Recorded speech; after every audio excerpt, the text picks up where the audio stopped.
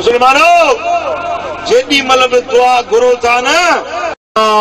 हिकड़ी दुआ पंहिंजे अब्बे ऐं अमर जे लाइ भली चेहरा आहिनि त उन्हनि जे सिहत आफ़ियत जी दुआ घुरो जे फौत थी विया त उन्हनि जे मग़फ़िरत ऐं रहमत जी दुआ घुरो जे ॿी दुआ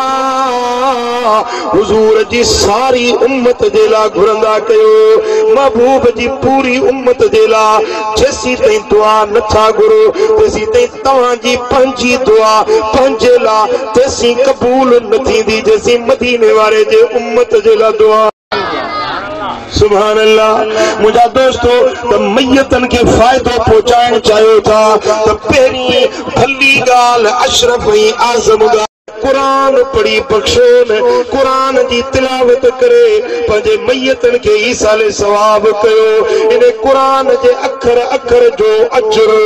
जबलन पहाड़न जेडो वज़नी साले अमल बणजी तव्हांजे मैयतन के कब्रुन में फायदो ॾियण था। साईं फरमाइनि था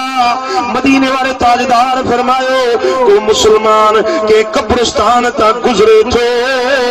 के मुकाम ता गुजरे थो हिकड़ो भेरो आयतुल कुर्सी पढ़ी चए तो मौला इन आयतुल कुर्सी जो सवाब इन सारे मुकाम वारन के पहुंचाए। हिकड़ी आयतुल कुर्सी जे बदले में हर कब्र में रब 70 नूर दाखिल तो करे दाखिल तो करे ऐं उन्हें पढ़ण वारे के 70 नबियन जेतरो के मुकाम का लंघो ना तो कुल पड़ी बख्शींदा वञो भली मिट ना आहिनि माइट ना आहिनि पर मुसलमान का आहिनि ना